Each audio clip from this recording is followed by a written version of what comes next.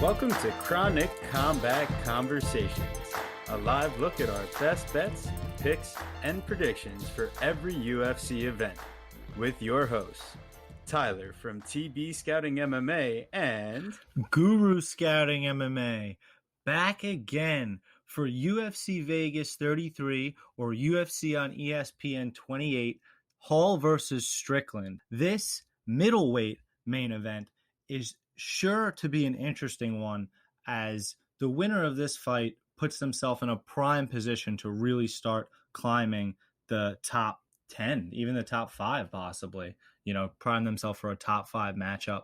So a lot on the line here in this main event. The card itself has been kind of moved around a bit with injuries and visa issues, just a lot of different weird things for this card. So we have Kyung-Ho Kang in the co-main event versus Ronnie Yahya. Sure to be an interesting fight. Guys that have been in the UFC for a while, but might not have the name recognition at this point. But, those diehards are definitely going to know them. Yeah, I mean, I find myself still excited for this event. I know it's not the biggest in names, but the best part about the UFC is that we keep it moving. There's generally an event every weekend, and it keeps you sharp because there's always, ways to learn, ways to move forward. So a lot of these fights, although I may not have the strongest of plays, I feel like there are a lot of young people, a lot of people off of Dana White's Contender Series, and there's a lot that we can learn from this card. So it's going to be enjoyable no matter what. Absolutely. I couldn't agree more. And I just want to give a quick shout out to one of the fights I'm really most excited for on the entire card, which is these young guys, Trevin Jones and Ronnie Lawrence. Two really exciting young fighters, and I can't wait to watch their fight. And I'm sorry, how do they have that so far buried down on the card? I mean, we're talking about the second fight of the night. You couldn't even make that the first one to kick us off. I mean, sheesh. I mean, talk about horrible placement for, you're right. I mean, probably the fight I'm most excited for here. So it won't take us long to get to that one. As I said, that's the second fight of the night. So Why don't we go ahead and kick it off with the first fight? We have, like I said, a couple of Dana White Contender Series guys here. Philip Rowe versus Orion Cosce. We already saw Orion's brother Luis make his debut, so now we see Cosce come in for his. The things that really stand out on paper: Philip Rowe going to be 4 inches taller and 9 inches reach advantage. So just right off the bat, there's some huge physical advantages, and you see Philip Rowe out of Fusion Excel. He's training with some great grapplers, Jacare, Rodolfo Vieira, and Cosce. Solid cardio, solid wrestling, but man, I think it's going to be tough for the debutant here against Philip Rowe, and it seems like the line is oddly priced just given Rowe's last performance, but plus 130 for Rowe and Cosce minus 150. Are you seeing a play here? I actually do, but it's definitely not on the side that you seem to have one.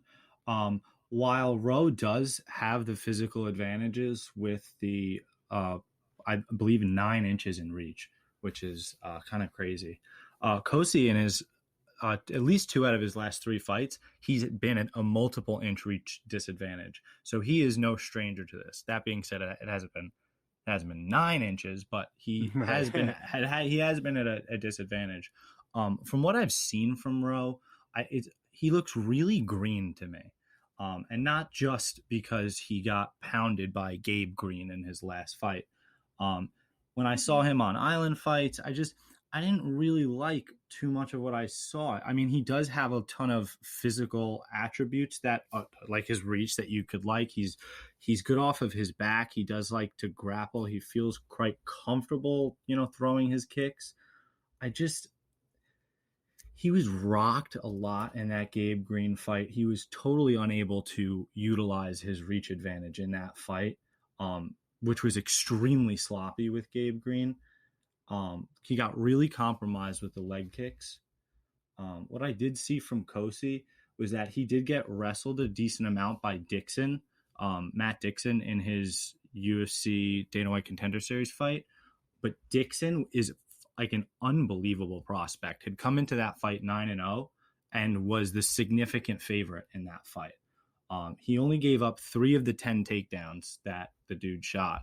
And after kind of really pushing hard, Dixon did in round 1, he started to wane in 2 and 3, and Kosi was able to weather that storm and was actually able to get the finish late in round 3.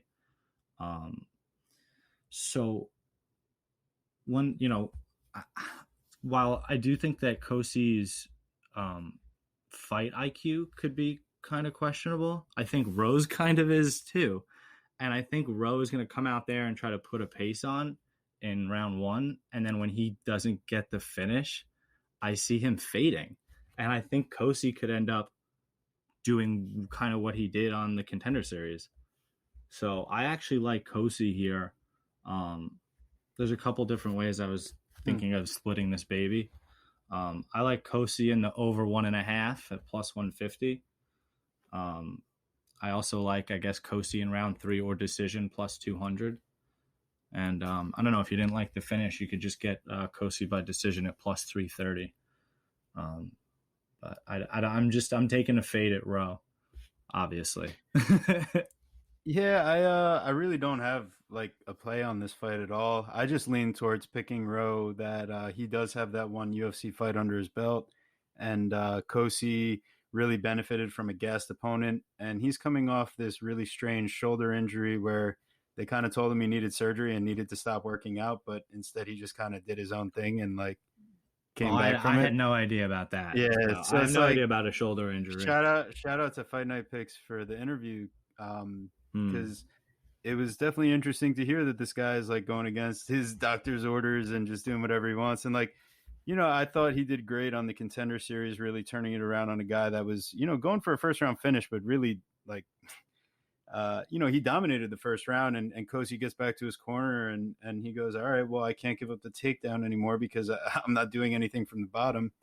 And no, I got to give it to him. He made good adjustments. So it's like I said, I mean, I feel like this fight should be closer to a 50-50 pick'em line. And, that's why, like, at the current price, if I had to do something, I'll lean Rowe, but I'm just not going to touch this fight because, like I said, there's a lot to learn here. Yeah, so, I certainly agree. I'm willing to take a stab. Yeah. So let's get on to the good one here. We got Ronnie Lawrence minus 150, Trevin Jones plus 130. I'm super excited to see.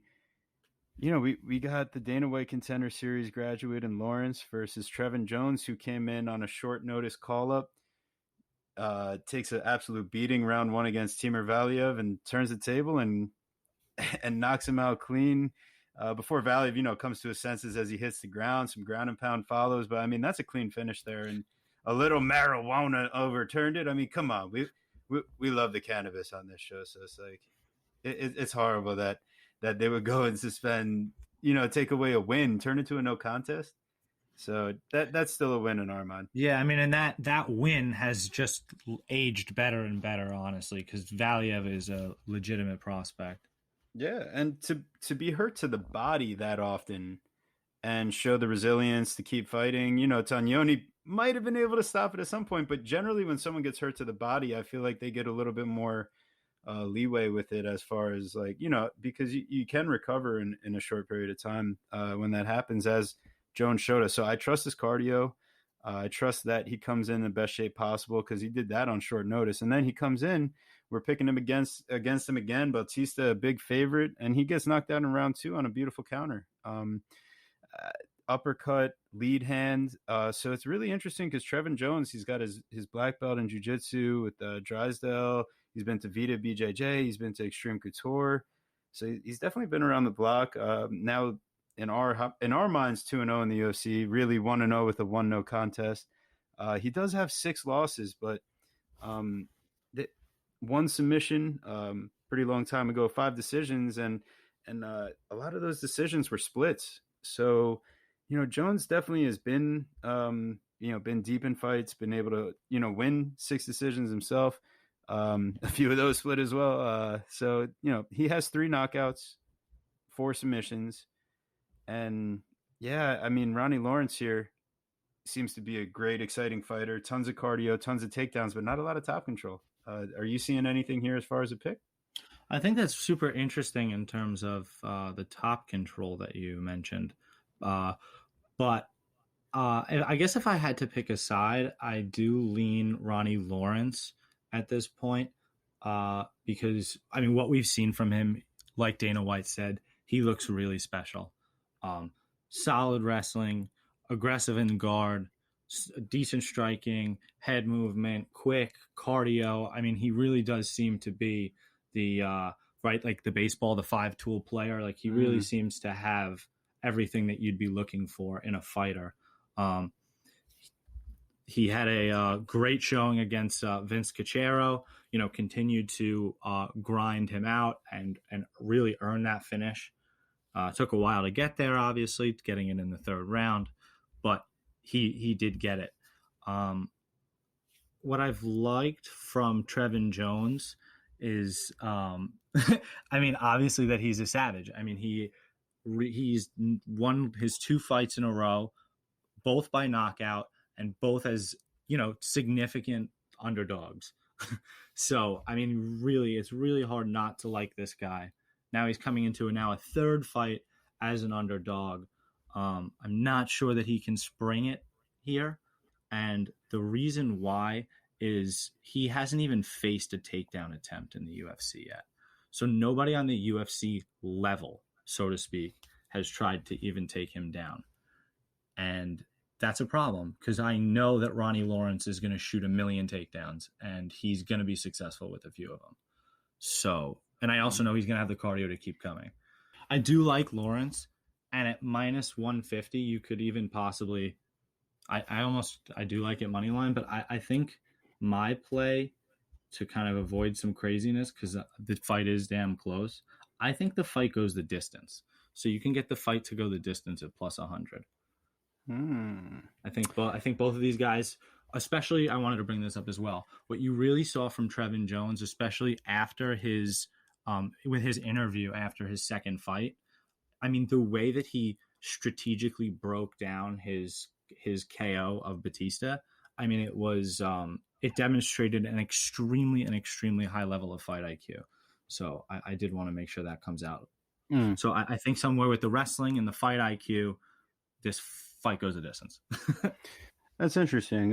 So here we are on opposite sides.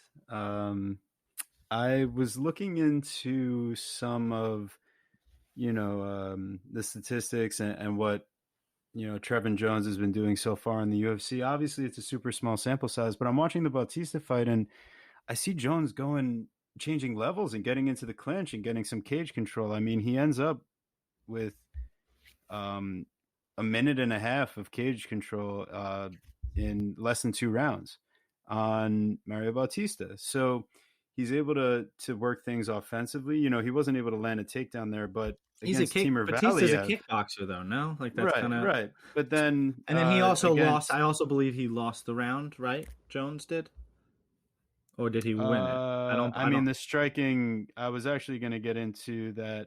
The striking, as far as it went in the first round, Trevin Jones landed 16 of 21 and had a minute and a half of control, whereas Bautista landed 18 of 34. So, like, Jones is landing at a 76% clip in the first round, where Bautista's at 52%. And they're landing an equal amount of strikes, essentially. So I thought it was super interesting. I mean, Jones lands a lot of leg kicks, so that definitely helps as far as percentages go. But, I mean, they're landing the same amount from distance, and Jones is throwing way less. So he is a counter guy. I think that Lawrence is going to obviously be on the offensive here, but I do not like that Lawrence throws a lot of spinning shit. And I don't like that he relies on the takedown the second he gets stung, because if he does that against Jones here, it's not outside of the possibility that he gets submitted. Just because he is so quick to get down, and I see him getting put in omoplata attempts and all this other shit from the bottom from Vince Cachero, who like just fucking gives up takedowns like it's nobody's business. So, I mean, Ronnie Lawrence, he washed some guy on the Dana White's Contender Series. He washed Vince Cachero. So I think he's going to face a lot more resistance as far as takedown attempts go against Trevin Jones. I do know that he had an opponent switch. I don't, I know he's taking this fight and everything. It is kind of a short notice type of deal in my book. A quick switch like this on an opponent. Jones is super intelligent, and I think he's a really good counter striker. So I saw Vince Cachero kind of touch Lawrence like once or twice, and Lawrence immediately shoots for a takedown, and it's great. He lands it, but he doesn't really get the top control. And Jones is such a better grappler than Vince Cachero. So I'm taking a shot on the underdog straight up plus 130, Trevin Jones. All right. We move right along. Jin Yu Fry versus Ashley Yoder. And it's so funny. I don't know how I have one of my strongest plays of the card here, but I do. It's super interesting. So Jin Yu Fry, she's given up 4 inches of height, 4 inches of reach. She's also 3 years older. And Ashley Yoder, she's a decision machine. So, you can expect this fight to go the distance, which now that I said that, expect to finish. But obviously that's baked into the line. So not too interesting. I mean, Ashley Yoder, it just seems like she's got such an advantage as far as size goes, such an advantage as far as just like output, whether it's grappling or striking. And it's not going to be pretty. In fact, I might even recommend a split decision bet or something like that. But I don't know. Are you feeling confident either way here? I certainly. It's not my favorite play of the card, but yeah, I do like Ashley Yoder here. I think that she should be skilled enough to get it done with her grappling and relative striking pressure. The problem with Fry is that we don't really see much output from her at all, and that's like really concerning when she's not necessarily the best grappler. So if you're not striking and you're not a good grappler, what are we doing in there? So that is mildly concerning. So I think that they're giving Yoder a chance to win a fight after taking I don't know if it's doing the UFC a favor, but maybe doing the UFC a favor and giving Angela Hill that rematch to kind of give her a win, get her back in the win column because she's relatively marketable. Yeah, it's an interesting fight. The problem I see is that it's relatively low level women's MMA, and the line is kind of wide. No, it's the money line isn't too crazy wide. You got Fry at plus 125 and Yoder minus 145. Yeah. I'm gonna actually do like a very small parlay on this card. Not my normal hammer one. So actually, yeah, she's going to be the first leg minus 145. And then actually, as far as like a prop goes, I thought it was kind of funny. Maybe I saw they had all these different types of new things on DraftKings. So like to win by decision was plus 100. But like, I just have the feeling it's going to be super sketchy. Plus 450 to be a split decision for win for Yoder. I mean, that's kind of fun, right? That is kind of fun if you want to take a small stab on that. Just a little one, nothing crazy. I did see this fight as a parlay piece as well. I do think Yoder wins. I like the Yoder and the over 1.5 at minus 125 as a parlay piece. All right. Because I think it goes some time. Yeah, I think it's pretty straightforward that Fry, I mean, she looks for the big left hand, and Yoder has literally never been knocked out. And it's just like, as far as the output goes, I mean, like, for Yoder to be a grappler first and landing, more strikes per minute is pretty bad outlook as far as Fry goes. But I mean, she was impressive in her last performance, so I don't want to put her down completely. It's just this is a much more experienced opponent. Yeah, and one that's gonna actually do something off of her back if that's where the fight ends up. Agreed. Which is, I honestly think is kind of crazy on some level. I didn't hear anybody else talking about this. Why is Jin Yu Fry, who beat Gloria DePaula, why is she on the undercard and Gloria gets the main card after she got whooped? I completely agree with you. However, I know from a Dana White standpoint, you're pushing Cheyenne buys.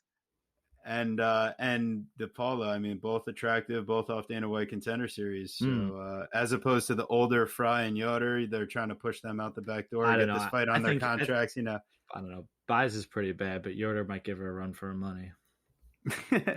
Yeah. And by bad, I mean good. Yes. I got you, man. I mean, hey, listen, we can all admit that. But hey, let's get on to the next fight, shall we? Danny Chavez versus Kai Kamaka third. Man, this fight is super close on the line. You got Kamaka minus 115, Chavez minus 105. I lean towards the underdog here, and as do I. It's pretty curious to see, like, statistically at least, how Kamaka and Chavez line up. But then you like It's look at so their level far of different. competition. It's the tail. It's like that. There's like, what's that quote? It's like there's lies, bold lies, and then there's statistics. Like the statistics on Kamaka make him look like he's unbelievable, like he's the next champion. And then It's unreal. I don't know why. I mean, it's impressive, really. I mean, there is no way around it. I mean, the stats are impressive, but I guess when you try to give them context, you realize that I mean, he does belong. He does belong in the UFC. He's just, I don't know that he could ever push to the top 20, top 15. All right. Let me do an illustration for you, because this is what I've seen in almost every Kai Kamaka fight, and it really frustrates me because you see all the talent, but like, one, he lacks finishing ability. We're talking about a guy that has one submission win and 7 decision wins. So we're not seeing him with all his punching and landing combos, and he doesn't have the finishing power. 2, first round against TJ Brown lands 22 strikes. Second round lands 26. Third round lands 13. I mean, damn. Then you look at against JSP, first round, he lands 35. Second round, 12. And he gives up 2 minutes and 50 seconds of control time. Bam, there you go. Look at that. That's a fall off. Then you look at against Tony Kelly, Kai Kamaka, he lands 43 strikes, then 32. And then he lands 39. But let me tell you something about that 39. He gets a break because he gets hit in the nuts. And this dude is gassed. He looks like he's about to get finished. And he gets hit in the nuts, and he takes his time. He recovers like he should. He comes back and he finishes out the round strong. But I just don't trust Kai Kamaka's cardio. And I feel like the second this gets into the wrestling exchanges, because that's what Chavez is definitely going to be looking to do. He took that approach against TJ Brown. He's got 100% takedown accuracy. Obviously, it didn't work so well against Jared Gordon for Chavez. But if you were to see Kai Kamaka in that fight, I'm pretty sure it would be very similar. Chavez did land a takedown on Gordon still, 1 of 1. And he went 4 of 4 on TJ Brown, who, as we saw against Kai Kamaka, TJ Brown was able to put on a performance at least against Kamaka, and turn it up late. And maybe the decision wasn't right. Maybe it really didn't go to the right guy. But it's just like Kamaka. Oh, that decision was not right. That decision was not right. He did win the fight. Yeah, but it's just like you put yourself in the position by looking bad down the stretch. And I mean, that's not how the judging should be. It doesn't make sense how they didn't give him the second round, honestly. But yeah, that's just kind of what happened, where Chavez is able to really, get the control time on Brown. So I definitely lean Chavez minus 105. I feel like he should be able to put the wrestling pressure on and then gas out Kamaka. Yeah, I definitely agree with everything you said. I really do like Chavez here. I think if you can get Chavez at plus money on the money line, I think that's a smart play. I think obviously that there still might be some value at even money, because I think maybe Chavez should have been the favorite here, just a slight favorite, mind you. I am going to parlay this fight to the one before it. So I'm going to parlay the Yoder and over 1.5. And there were 2 things I'm thinking about. It's either the very chalky, just the simple over 1.5 in this fight. So it's over 1.5 in Ashley Yoder parlayed to the over 1.5 in this fight at plus 128. That's probably the one I'm leaning with. Or the Ashley Yoder and the over 1.5 parlayed just to this fight to go the distance. Yeah, I definitely see this one going. Chavez, I feel like, his weakness as far as it goes, like, he doesn't have the greatest KO power either. I mean, only 3 knockouts on his record, 8 decisions. So I know he's got the cardio at least, and that's why I feel good about playing him. So, like, realistically, Chavez by decision is plus 240. That feels pretty solid to me. But yeah, I like your idea of the over. I'm gonna play it with the side because I feel like Chavez just should be a deserved like minus 150 here. Um, it really did not leave me with good feelings the way I saw Kamaka finish out his last few fights, and I know that Chavez isn't gonna take a knockout, and he's not gonna get submitted by Kamaka. So it's I see this one going. Sorry, Red Sox are acquiring Kyle Schwarber. What? Why? Needs some power. Can play him at first base because Bobby Dahlbeck is not ready for the majors to play in the playoffs. I just was surprised that that's where he went of all places. Very true. Well, we lost out on Rizzo and Gallo, so had to do something, right? I guess that's fair. But yeah, so that brings us on to a real greasy fight here, huh? We got Chris Grutzmacher versus Rafa Garcia. And Rafa Garcia put on a gritty performance for a guy facing a guy named Grits in his debut against Nasrat Haqparast.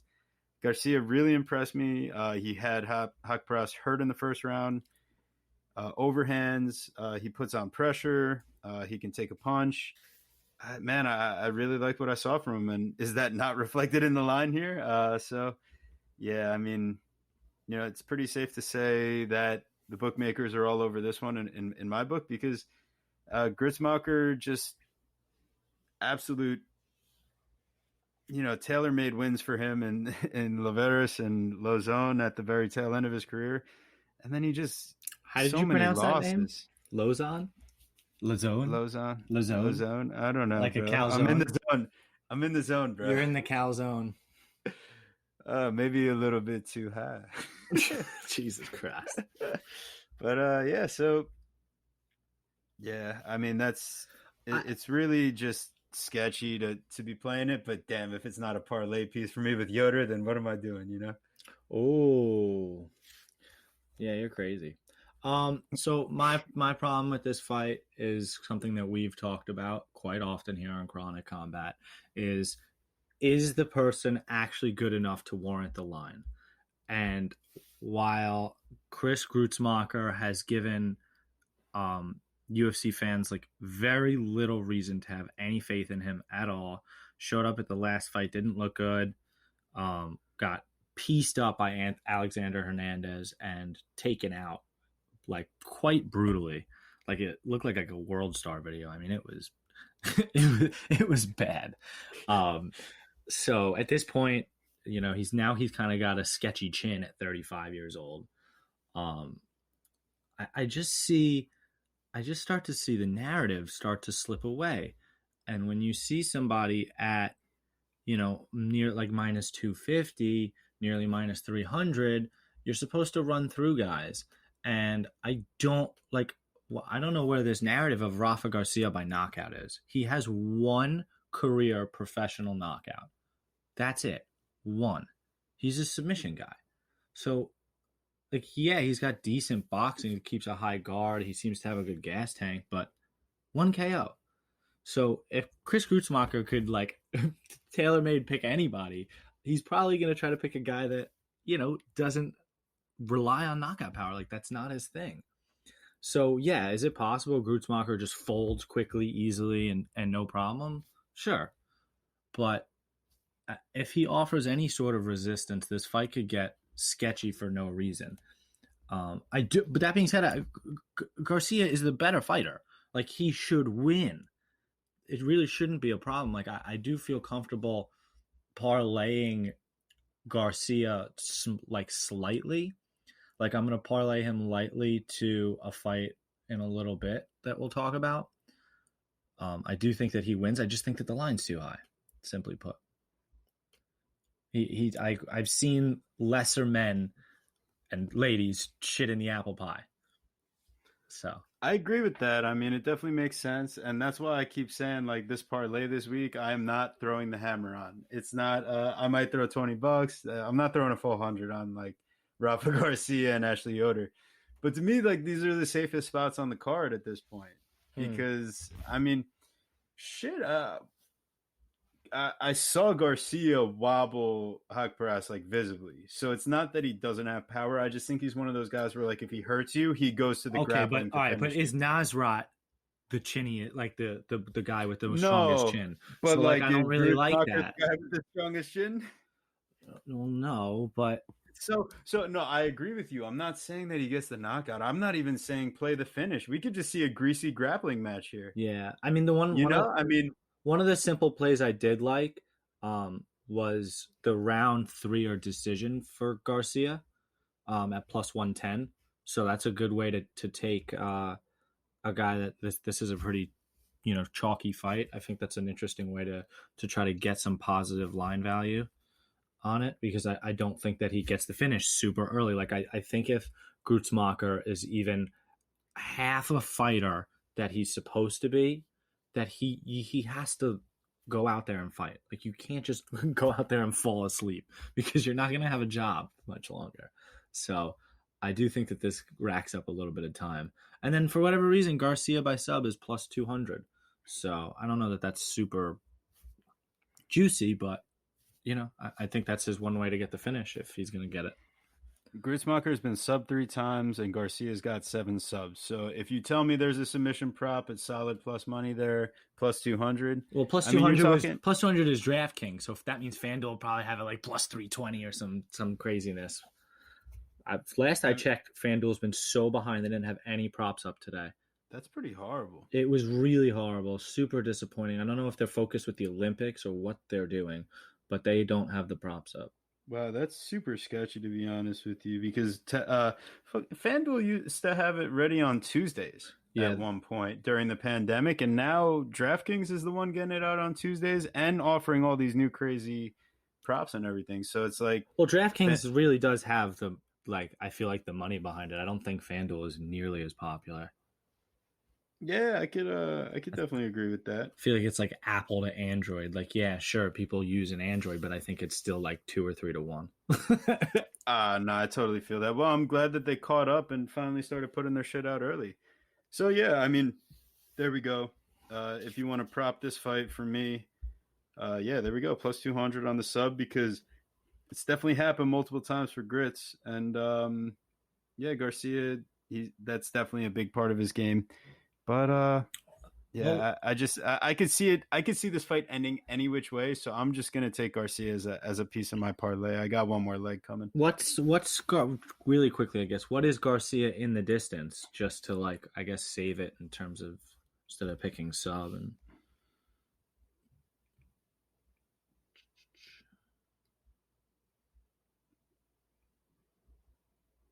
Plus 120. Yeah, that's not bad. That's either. Solid. It's not bad either.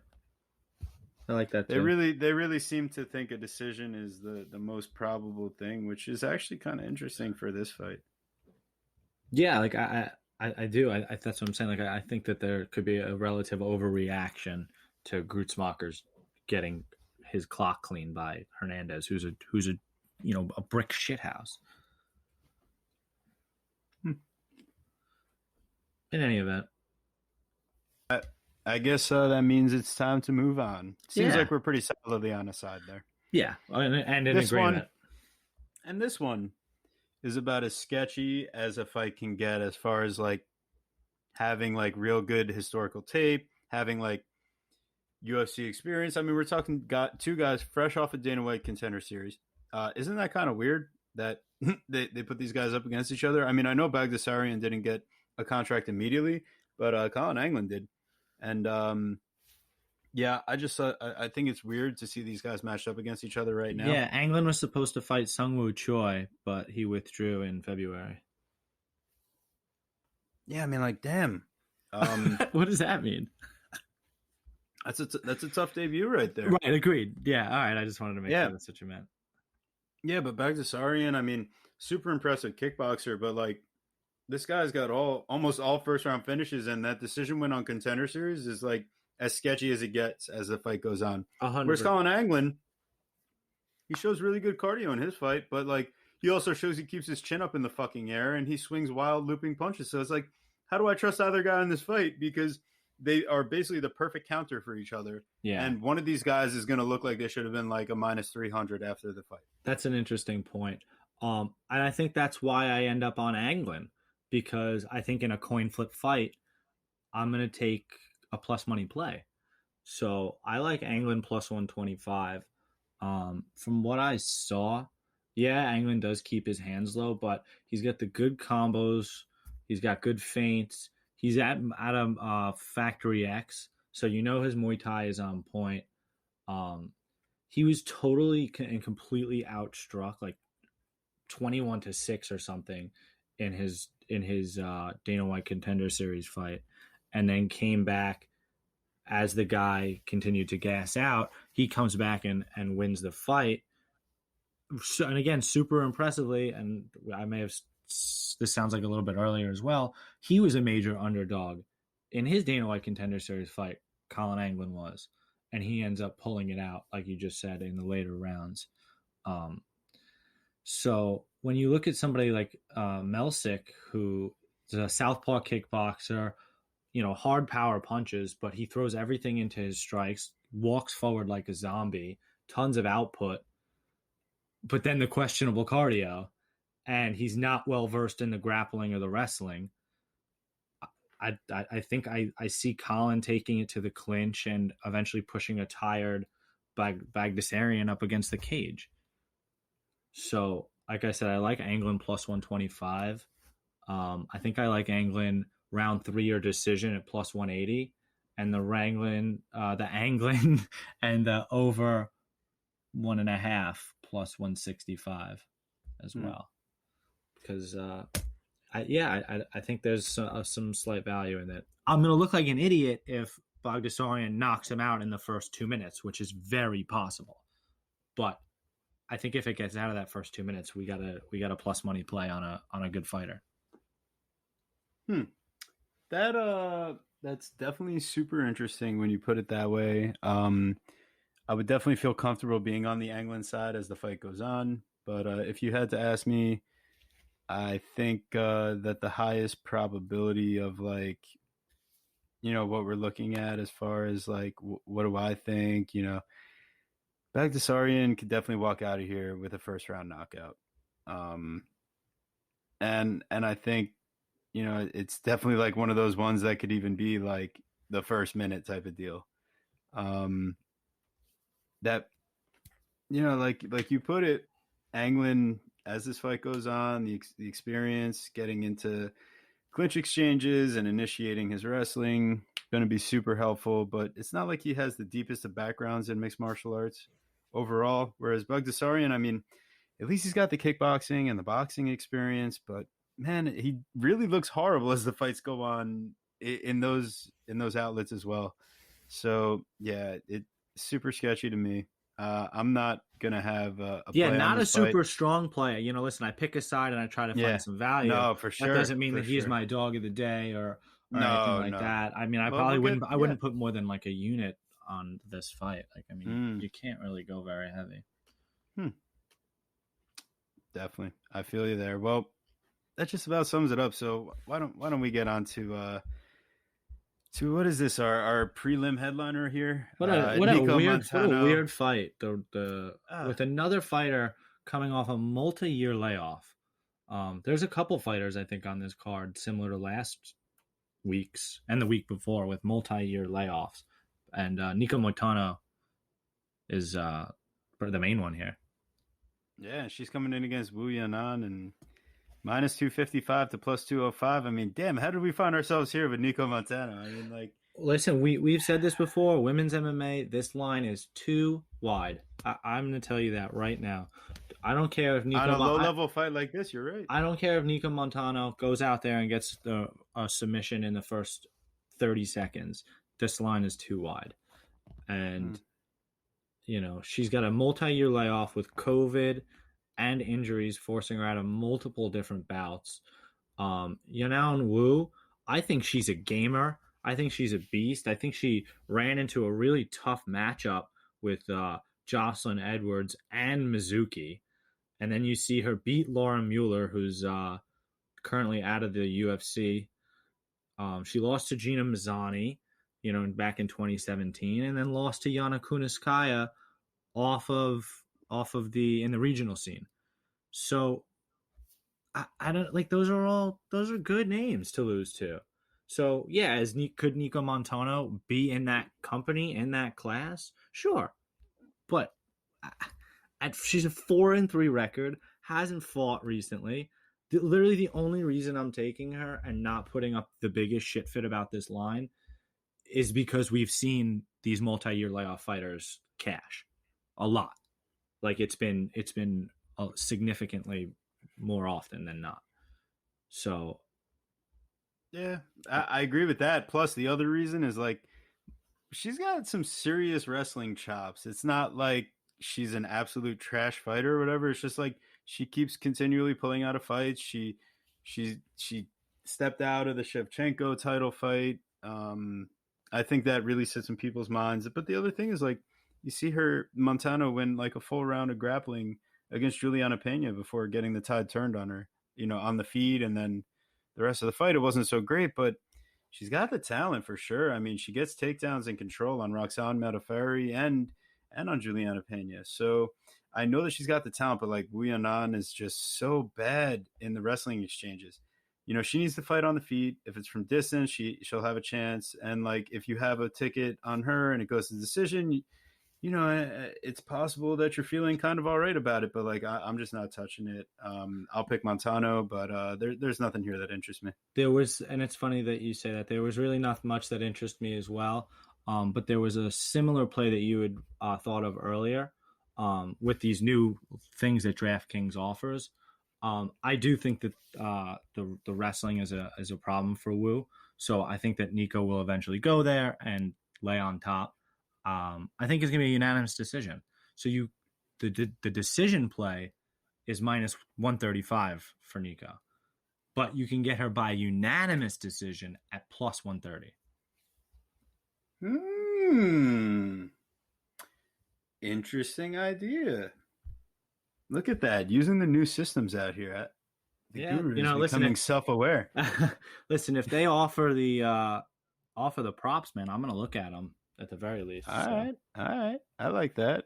So let's get on to kicking off our main card, right? Moving along from that one, we got Brian Barberena versus Jason Witt. Pretty interesting intro to the UFC for Witt so far. A couple brutal knockouts within a minute and a half total, and a really gritty submission win over an overweight fighter that probably didn't belong in the UFC in Cole Williams. So he comes in against Barberena, who until recently I didn't know was coming off of this crazy internal bleeding story, emergency surgery. Doctor says don't fight again, and here's Barberena fighting again. Yeah, I don't really know about that either at minus 275. Man, but just looking at Jason Witt and just 5 knockouts, 2 submission losses on his record, and Barberena's got 10 knockouts and 2 submission wins on his record. And man, it's like I have a greasy parlay this week, man. And fuck if Brian Barberena's not joining in on it. Like, Jesus. It's a horrible idea. I'm keeping it small, but I don't think. I think there's another fighter that you could put in there instead. I don't think he's the one. Yeah, I don't know, man. I just I'm ready for Jason Witt. I'm ready for Jason Witt to come out here, take some shots, surprise everybody, and then out grapple a tired and out of shape Brian Barberena to like some sort of crazy decision or late submission win or something. This line is too wide. It's absolutely insane. There's no way that I'm playing by Brian Barberena here. I may pick him based on weigh-ins, but you can't. I'm listen, because the reason again is simply the line. I think that people are overreacting to Jason Witt's crazy 2 sub 1 minute knockouts. I mean, otherwise he really needs to retire. Like that's really bad. It's so suspect that they both came on straight punches that he could see coming. Like I just hate that so much. Yeah, man. Listen, it hit him flush in the jaw. You watch his face ripple and go to sleep. The thing is that I don't know that Brian Barberena has lots of power or really any power. Yeah, he knocked out Jake Ellenberger, but that was at a time where Jake Ellenberger's, chin was failing him. So that was continuing that avalanche. He beat Joe Proctor by knees and punches. Okay. And then I guess he has some, issue with Ellenberger's because then his other finish is Joe Ellenberger. So I don't know. I don't really see him getting a finish. So if you let Jason Witt hang around, we have no idea what he looks like because we've never really seen it. I mean, against Cole Williams, he gets the second round, but so it's a super, super sketchy fight. I know that if I bet Brian Barberena, not only will he make sure to lose, but I will be hanging from the rafters because I decided to play somebody I know is not very good at nearly minus 300. That's why I said my parlay is super small money this week. I just can't help it, man. Listen, this is a total fade of Jason Witt, and I know Barberena has been in there with. Here are the names he's lost to. Yeah, listen, he might be a UFC favorite. So, he might be a Dana White, Sean Shelby favorite, a McMahon favorite. They might be giving him one here. They may love his warrior spirit, so they're giving him a chance to get a win, off the hospital bed. So yeah, I'll take a 1 unit shot on a crazy parlay. Barberena, he's lost to Chad Priest, Colby Covington, Leon Edwards, Vicente Luque, Randy Brown. I don't think Jason Witt fits in with those names. I don't know. You just start to hear the names drop off, right? Usman, down to Luque, down to Randy Brown, right? Okay, right? Those are all quality names, but you see the quality in those names continue to depreciate. So would you be that insanely surprised if we are talking on the pod next week about how Jason Witt surprised everybody? I guess no, not at all. But I just can't help myself. Listen, I get on this specific one. It's just I understand everything you're saying. I really probably shouldn't. And listen, I want Jason Witt out of the UFC too. I hate that Vanilla Gorilla nickname. It's terrible. Yeah, it's pretty. Well, isn't there a second Vanilla Gorilla? Yeah, there's who else is that? There's too many. Chase Sherman. Yeah, that's terrible. But at least he looks more like a gorilla. That's actually funny. Anyways, let's get on to our next fight where I think we have something a little bit stronger. Oh, yeah. That Jameson whiskey. We got Ryan Benoit versus Zaruk Adashev. And, man, Ryan Benoit, whenever he fights, it's a sloppy mess, man. It's never, easy. There's always a split decision waiting. There's always a knockdown or a stumble or someone getting hurt or I just feel like Ryan Benoit fights are super messy and Adashev, he's 3-3 and he's in the UFC. He was 16-3 as a kickboxer, tons of accolades. He was in Bellator. He gets in the UFC because they needed a short notice opponent for Tyson Nam. He misses weight. He gets knocked out on an overhand counter. And he kept his hands low and went to throw a low kick and hook, and he got beat to the punch. And as he goes to land the hook, he's getting fucking knocked out. Tyson Nam, what are you gonna do? Sumuderji, everyone comes in saying Sumuderji by knockout. Adashev no chin. Adashev comes in, great shape, and he puts on at least a little bit better of a performance and takes Muderji the distance. Actually hurts him a couple times in round 2. So that kind of sticks out in everyone's minds, big time stuff. But Ryan Benoit, man, 3-5 in the UFC himself. So dropped by Alatang Lee in round 1. I know it wasn't an official knockdown, but I saw that shit. I saw that. I saw that. Although he has 4 knockdowns of his own in the UFC, all spread out through different fights. So I got to give Benoit credit. The dude's got some power in his hands, but on the scale last time, he was 129 for a 125 fight, and they had to cancel it. So here we are a few months later. Try it again. Benoit, can you make the weight? Can you look good on the scale? I don't know, man. And even if he does this fight, I see it being an inside the distance type of deal. Both these guys have a lot of their losses coming inside the distance, a lot of their fights ending inside the distance. I know we're at a lower weight class, so it's not necessarily like most probable, but to go the distance, no, plus 120. I think that's interesting. Wow. I can certainly see where you went with that, because their wins kind of maybe have come by some finishes. When you have low level MMA like this, I don't know, like, yeah, I guess they could both they could both finish each other, but they also could both play to each other's strengths and weaknesses and have like a fun little sparring session in there and go the distance, because I don't see that either one of them are cutthroat killers that are really trying to kill the other one. So my feeling wasn't really on like a prop per se.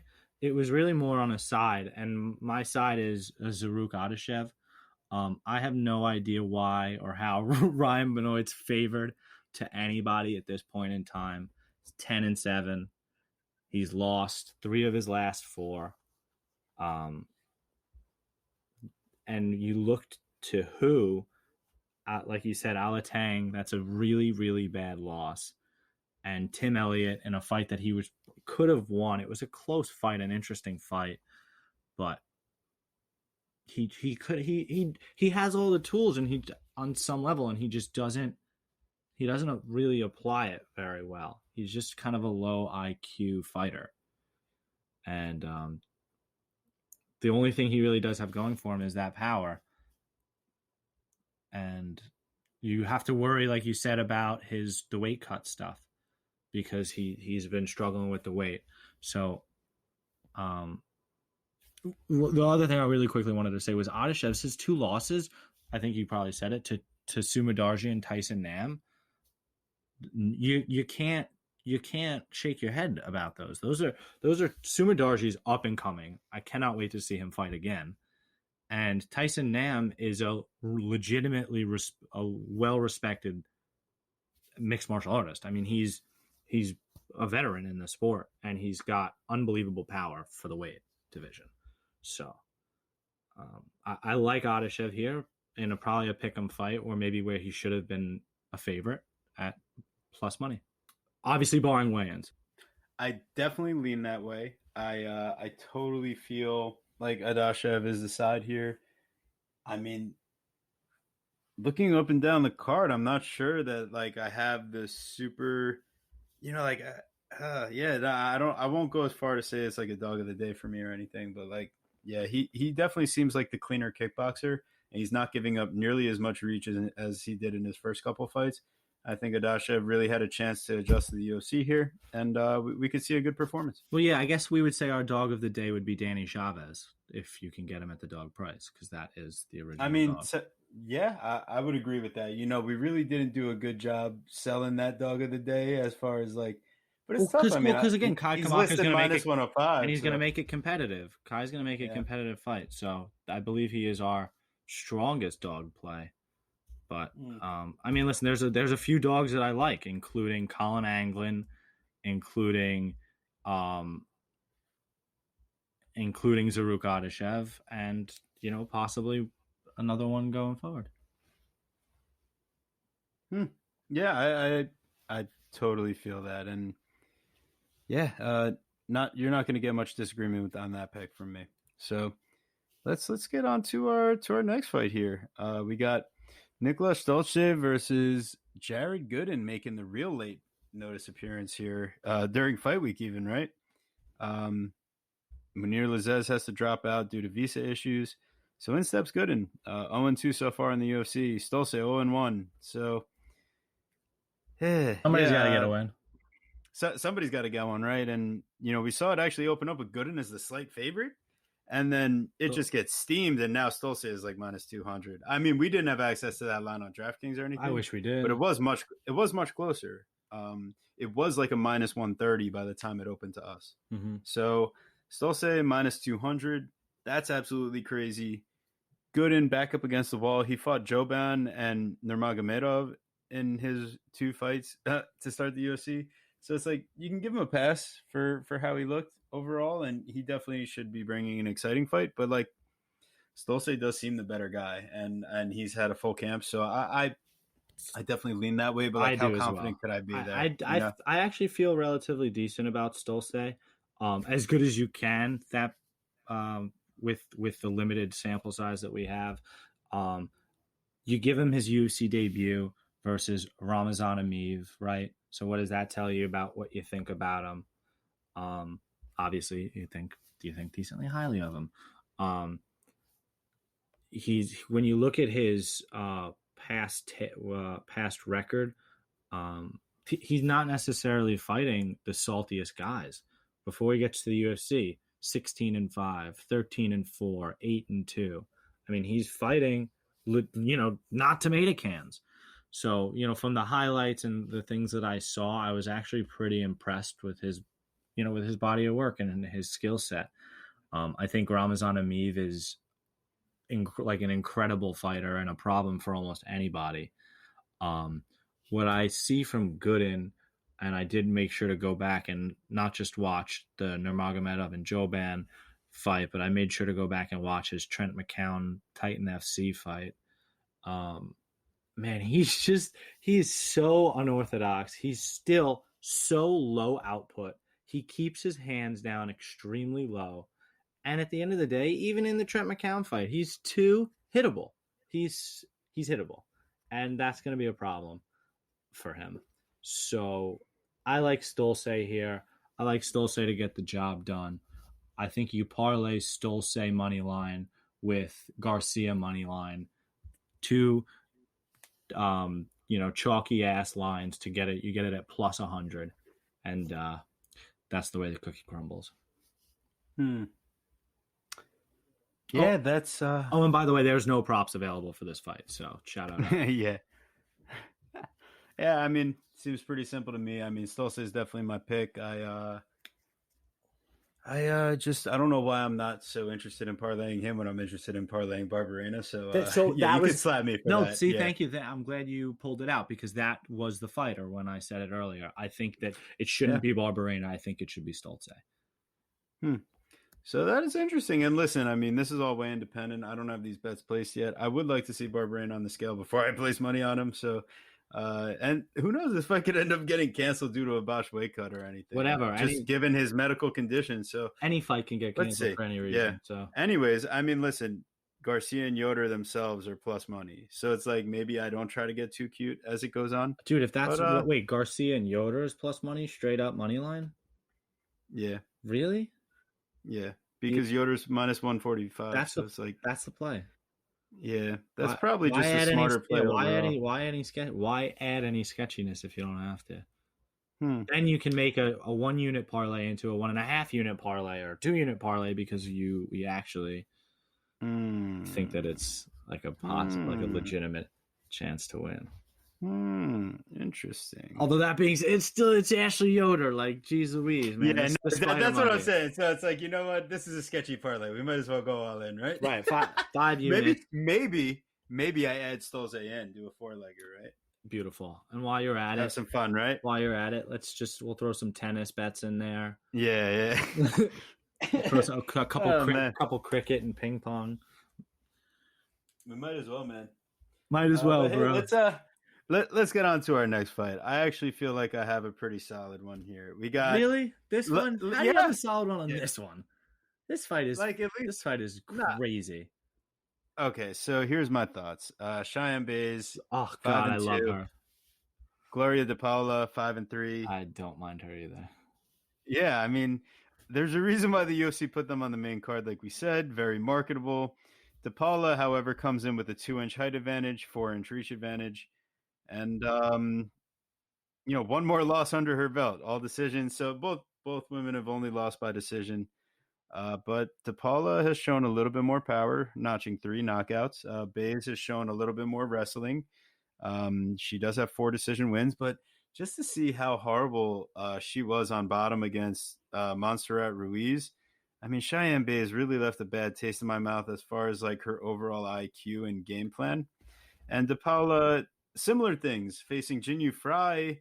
at least she's like a huge veteran, was an Invicta champion, and and had at least been around the game longer than Ruiz, who used literally one method to get Cheyenne Bays down over and over. So I know that Bays can come in with a wrestling advantage. I just don't trust her overall IQ and ability to execute a game plan for 15 minutes.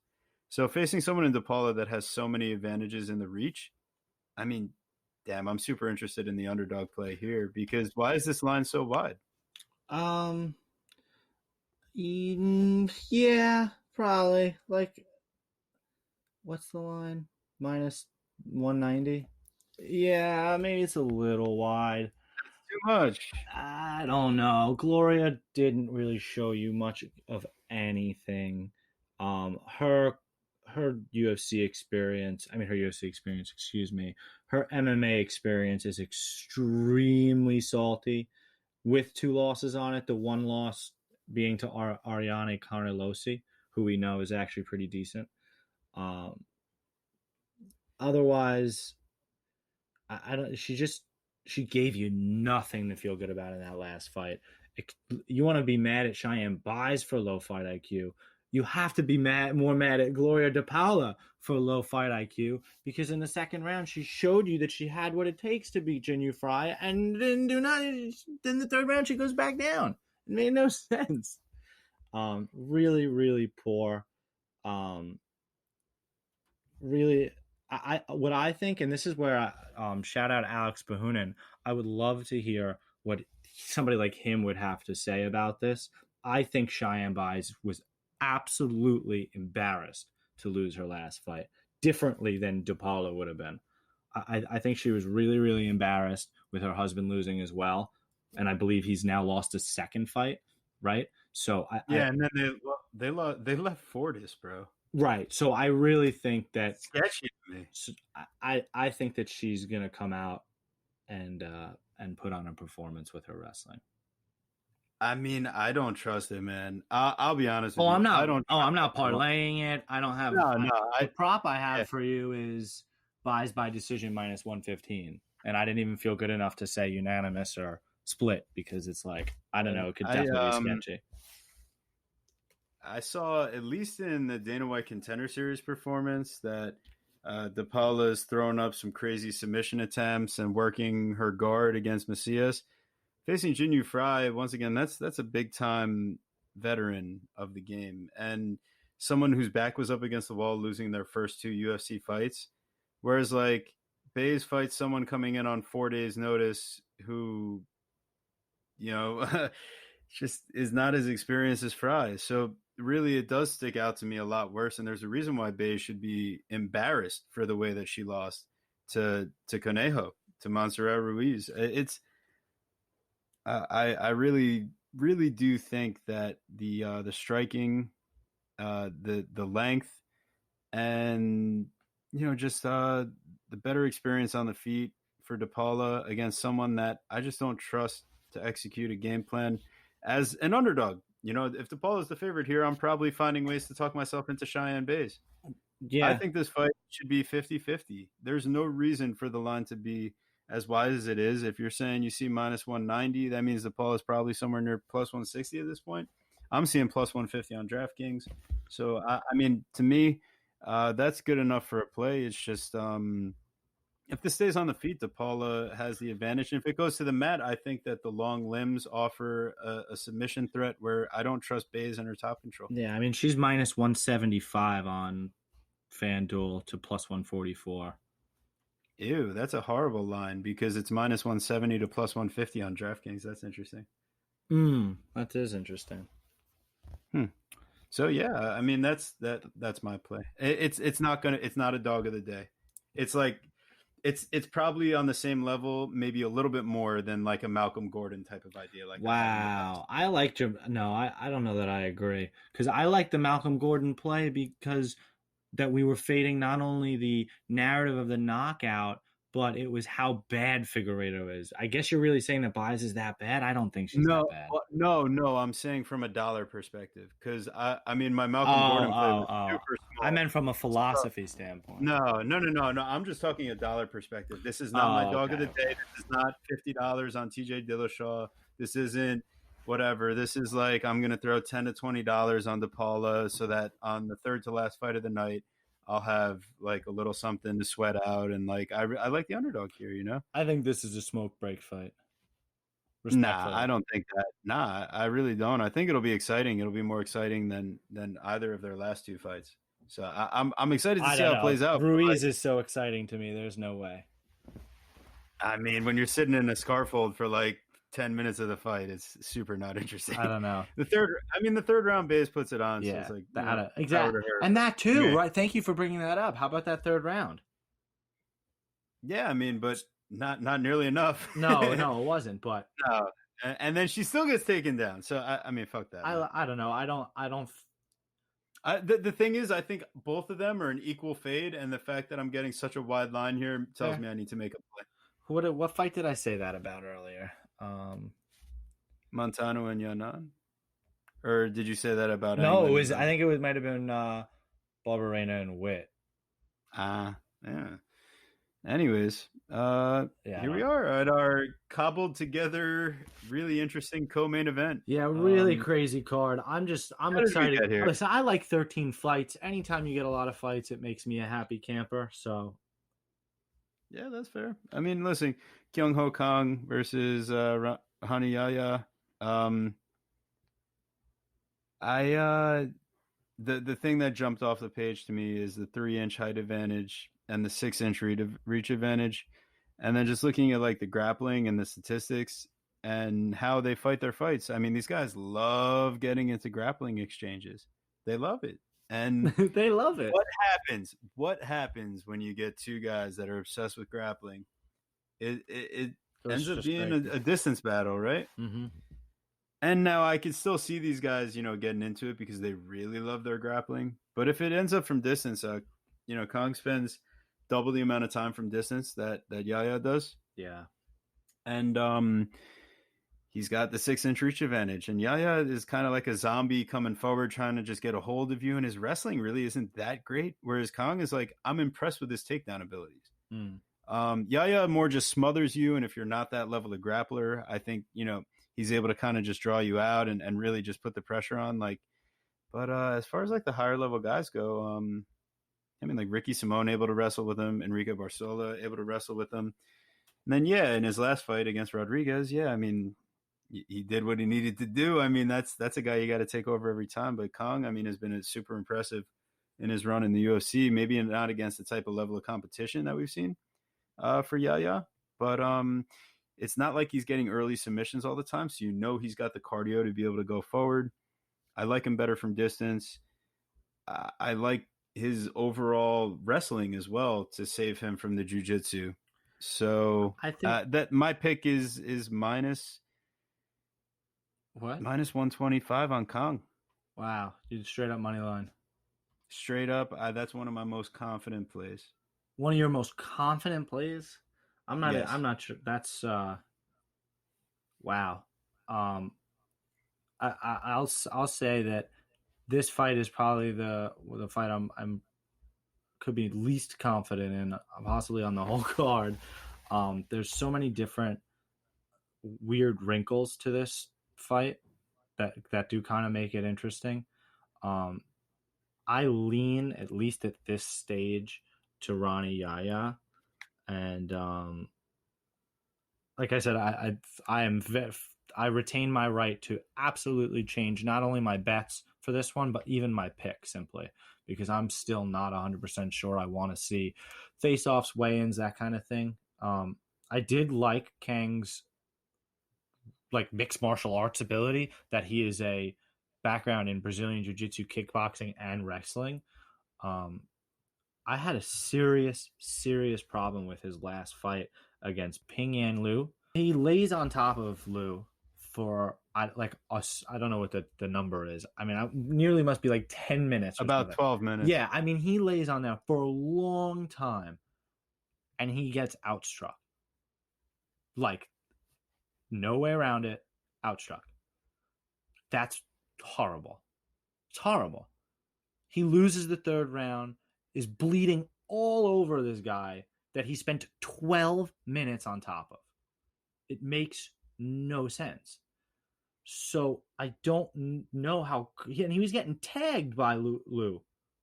And he was getting tagged by Brandon Davis in both of these split decisions. I like that Yaya really throws heavy because he's going to need it. I don't know that Kang has the best gas tank because we know that Yaya really has a bad gas tank. But I don't. Yeah, I was gonna say I don't see him winning no third round. But I don't know. I don't know that Kang has a great gas tank either. Because he didn't really do anything in the Lou fight because he wasn't throwing any strikes. Why is he so tired? It's not good. Yeah, I mean, for all the power we're talking about that Yaya throws with, he has 0 career knockdowns, and that's fine. At the end of the day, it's about hurting somebody to try to get into the clinch to try to get them on the ground for submissions, or just have them thinking about the strikes too much so that they are distracted. Whatever it is, if Kang's idea is to lay and pray here, I don't like it. He's too good of a grappler. He's too good. He's going to be too active off of his back. And I don't know that for 15 minutes, Kang, who, is getting older still, at 33, of course, Yaya is older at 36, but Kang has to make the trip from Korea to the United States. So this is he's done well when he's come to the United States. He fought on the Cormier Miocic card, beating Brandon Davis, but these are just things that I certainly consider when trying to cap this. So I think it's a relatively pick-em fight.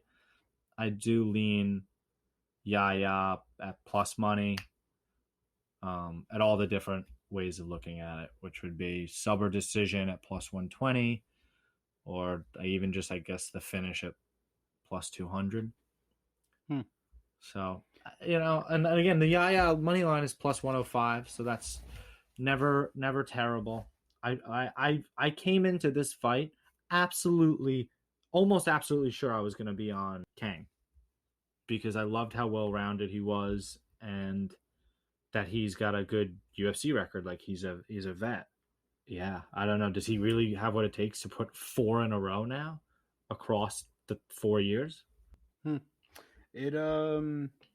I definitely understand sketchiness behind making a play here. Wait, I do think that the layoff. That's what I was about to say. The layoff. That's the thing. That's the only reason why.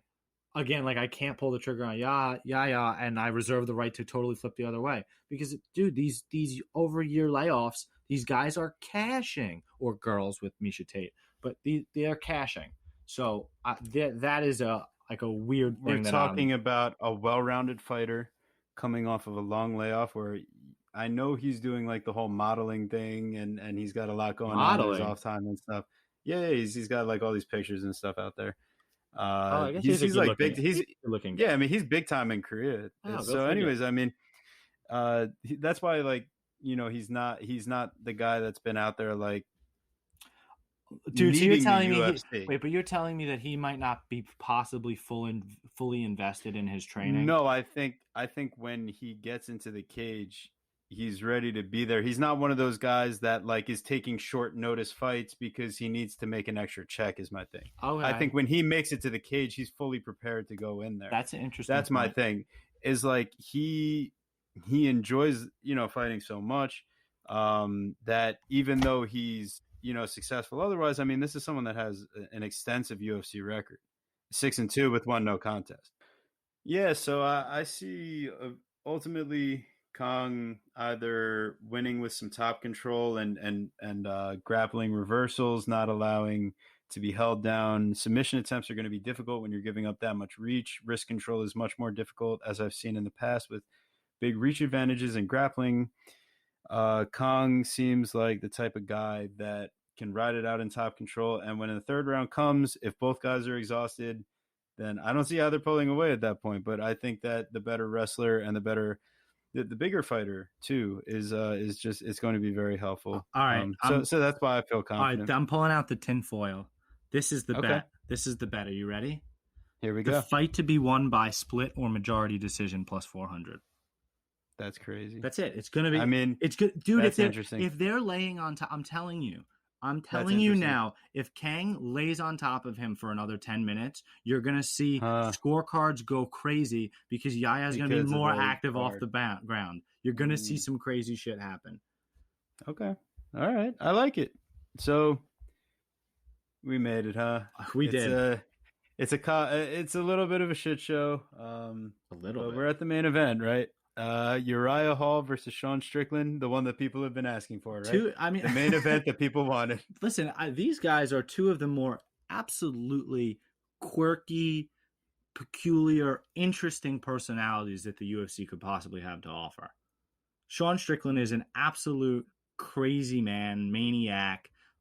Like, I don't know, he might even agree that he's he seems like a redneck. Like, he's just like out there, man, doing his thing. And then Uriah Hall is just like that anime, polite, kind, respectful, but like really, like when he goes to his room by himself, like really dark and deep and like poetry and you know what I mean? Like just like coloring, drawing things. He's just he's like a closet nerd. Like, I mean, probably not very closeted, but like just again, two really peculiar individuals. And yeah, we see two extremely different styles here. I think on one end, you got the overwhelming advancing pressure for Strickland. On the other end, you got the wait, counter. Okay, all right, now I'm going to wait again. Like, Uriah Hall is not looking to, like, get active in there. And I think this fight, you're going to see Strickland marching down. You're going to see Hall going back, going for big counters, kicks.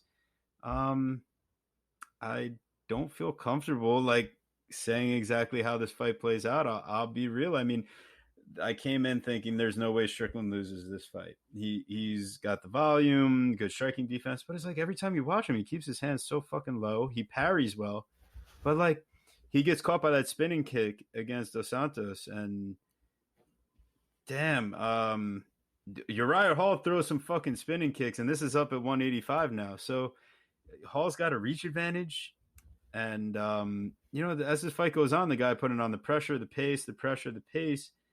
I don't feel comfortable saying that there's no chance that Hall ends up, clipping him. Like, I think Strickland wins this fight so many times. I think the line is priced perfectly. I think that, 7 out of 10, boom, Sean Strickland, he should win this fight that many times. But, like, minus 210, plus 175 for Hall. The only thing that I remain interested in this fight is a single prop play, because there's one person that has one specific method and basically no other way to win.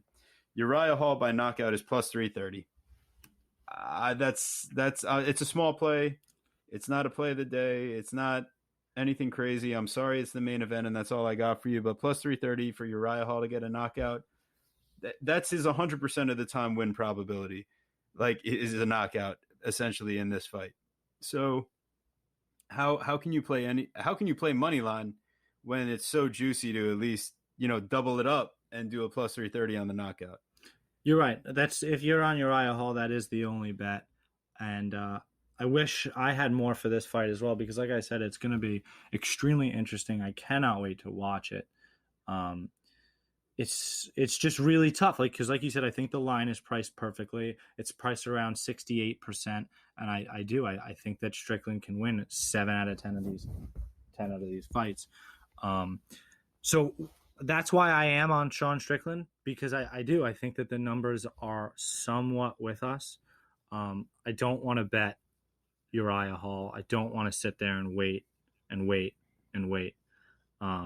He's somebody that struggles week in and week out, probably day in and day out, like many Americans everywhere, with anxiety, depression, those types of demons. I don't know where he's at. He kind of, is he really going to get a 5-fight win streak? They're both looking for a 5-fight win streak here. One of them's going to get it. And when you look at Hall's wins, the lucky win over Chris Weidman, the putting down of the old lion and Anderson Silva, a split decision win versus Shoeface, and a round 3 knockout versus Bevion Lewis, where, I mean, he's not even in the UFC anymore. Yeah, listen, and that being on the other side, you got Strickland, where 2 of his 4 wins, the guys aren't in the UFC, with Jack Marshman and Narib Taleb. So I think it just comes down to the fundamental problem, and shout out to MMA by the Numbers, who I believe posted it.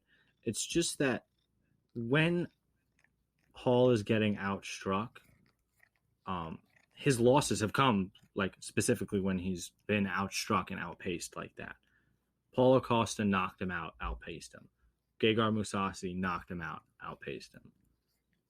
Derek Brunson knocked him out, outpaced him. And the Jocko fight, Jocko was on his way. He should have finished it, but the dude gassed. He threw 60 strikes in the first round, and on top of also, like, holding on to a butterfly guard up in the air. So he's holding on to him for dear life. He completely gasses out, and then Hall knocks him in the second. And we just watched Strickland dominate Jocko. Jocko, not even for a quarter of a second, looked like he had a chance in that fight. I mean, Hall, and that's the other thing. Yeah, does Strickland keep his head up too much and maybe not his head straight up and not have great head movement? Yeah. But look at his stats, and they're not fluky like Kai Kamaka's. He has what could very well be considered to be elite striking defense. So you tell me the guy that throws at a ridiculously high pace, decently accurately, and has elite striking defense against a guy that doesn't throw, depends on a knockout, and has been shown that when he's put on a high pace, has folded and gets knocked out or doesn't win. I'm going to take Strickland. I think that the line is, like I said, I think the line is fair. So I'm on Strickland, and I'm looking for ways to make money, to make it a plus money play. And I don't know. The feeling I'm getting is that we get a couple rounds in. I think that Strickland takes his time on some level, because I think that he'll respect Hall's one hitter quitter type of shot. So I think that I like Hall. I'm sorry, I like Strickland to win in the over 1.5 at -125, and Strickland to win in over 2.5 at +120. So I think one of parlayable or just but I think we get to the third round. I don't know that we get to the championship rounds, but I think we get to the third. I think we get to the fourth and fifth round. So then I like my over 2.5 then. Yeah, I don't like the over 3.5. That you're getting crazy. Yeah, so I mean, has Strickland ever been in a main event? No. I don't like him in the fourth and fifth round, man. That's where I get nervous about the knockout. He gives Hall all this information with his elite output. He puts out 170 strikes probably in 3 rounds. No, that's what I guess. I think he. That's what I'm saying. I think he holds up a little bit, is what I think. I think that Strickland will have a decent game plan. Where is he? It's very tough. Tarzan? Syndicate. Yes, Syndicate's a good 10th team. Planet. That's a good team, man. He's gonna have his shit with him. He's 30 years old. This is his time. Yeah, I think Strickland easily wins the first 3 rounds. I start getting nervous if I see him foot come off the gas pedal and Hall starting to throw some shit as the fight goes on. So I think there's definitely a possibility that Hall gets a late knockout here. I am going to be playing Hall by knockout plus 330. And I might end up picking and circling Strickland still. Like, I want to make that very clear that this is a small bet and it's a prop play for a reason. I don't really want to sweat a huge bet on this fight because I'm going to enjoy it so much. I really like Strickland as a fighter. And I do think that Hall possesses, elite power. So I think either way it goes, you're watching 2 high-level guys, like you said, higher ranked in the division. if you win, you get a top 5, right? I'd love to see it. So I like the way that this is playing out, and I want to enjoy this fight.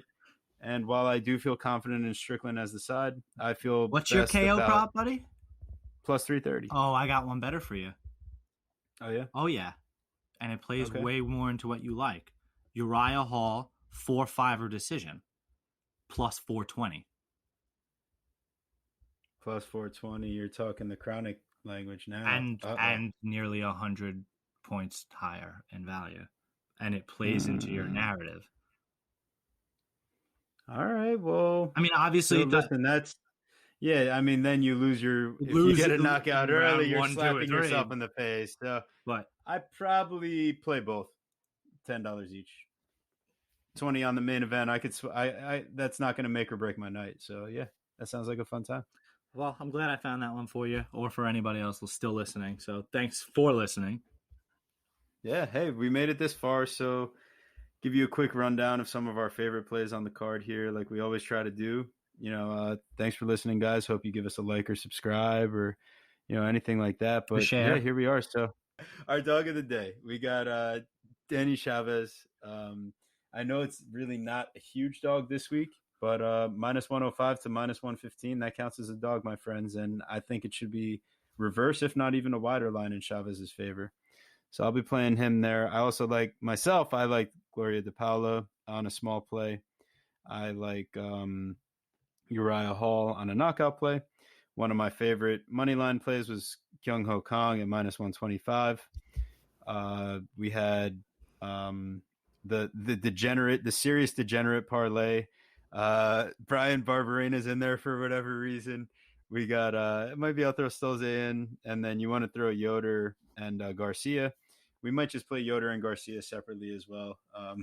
So we'll see how that goes. But yeah, Trevin Jones also is an underdog, plus 130. That's it. Yeah, carry it away. Those are all good. I guess I'll quickly do mine as well. I like very small, slight shot on Kosi in the over 1.5 or the round 3 decision prop for him. I do like him as to get it done. I like the Lawrence Jones fight to go the distance at plus 100. I do think Lawrence gets it done. Yoder and the over 1.5. I think that's a fairly good parlay piece almost anywhere at minus 125. So you don't have to necessarily take my parlays. I think that that's a really good piece at minus 125. I mean, you can parlay that to something really chalky and still get plus money because it's minus 125. So I'm going to parlay that to Chavez and over 1.5 at what was that, plus 120 or something like that. I also like Chavez money line at plus 100. I also wanted to parlay Garcia and Stolze at plus 100. Maybe a little shot on Anglin. Same thought as the Kosi fight. Maybe the round 3 or decision prop. Passing on the Nico fight with Wu. Really passing on the Brian Barberena and Witt fight. Adeshev money line. Nearly dog of the week for me anyway. But I do like Chavez a little bit more. Like we said about Stolze and Garcia parlay. Gonna pass on the Buys fight. Reserve my right to change with Yaya and Kang, but I guess I'm on Yaya at the moment. I almost think I like that fight to go the distance. And Strickland in the over 1.5, over 2.5. I think Strickland can get it done. Sounds good to me. I mean, thanks everybody for making it this far. And hey, Guru, how would you take us away? Thank you so much for listening to Chronic Combat Conversations. Please make sure you follow us on Twitter at Chronic Combat, on Instagram at Chronic Combat Conversations. Make sure you subscribe to our YouTube channel and give our videos a like and a few comments out there, maybe even share them to your friends. Look for us on Spotify, Apple Podcasts, and Google Podcasts, really wherever you listen to podcasts. And make sure you subscribe